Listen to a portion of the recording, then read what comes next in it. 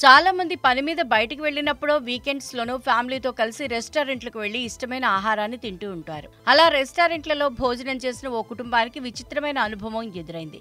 భోజనం అనంతరం mouth wash చేసుకుంటుండగా వారు తీవ్ర అస్వస్థతకు గురయ్యారు. వాంతులతో పాటు నోటి నుంచి రక్తం రావడంతో ఆసుపత్రి పాలయ్యారు. హర్యానాలోని గురుగ్రామ్ లో ఈ ఘటన చోటు చేసుకుంది. పోలీసుల వివరాల ప్రకారం గ్రేటర్ నోయిడాకు చెందిన అంకిత్ కుమార్ అనే వ్యక్తి తన భార్య, నలుగురు స్నేహితులతో కలిసి సెక్టార్ 90లోని ఓ రెస్టారెంట్ కు వెళ్లారు. భోజనం అనంతరం వారంతా వెయిటర్ ఇచ్చిన మౌత్ ఫ్రెషర్ ని తీసుకున్నారు. కొద్దిసేపటికే నోట్లో మంట, వాంతులు కావడంతో రక్తం కూడా వచ్చినట్లు బాధితులు పోలీసులకు ఇచ్చిన ఫిర్యాదులో పేర్కొన్నారు. ఘటనానంతరం రెస్టారెంట్ సిబ్బంది పరారైనట్లు ఆరోపించారు. అయితే మౌత్ ఫ్రెషనర్ కు బదులు డ్రై ఐస్ ఇవ్వటం వల్లే ఇలా జరిగినట్లు అనుమానాలు వ్యక్తం చేస్తున్నారు. ఈ ఘటనపై దర్యాప్తు జరుపుతున్నామని, బాధ్యులపై చర్యలు తీసుకుంటామని పోలీసులు తెలిపారు.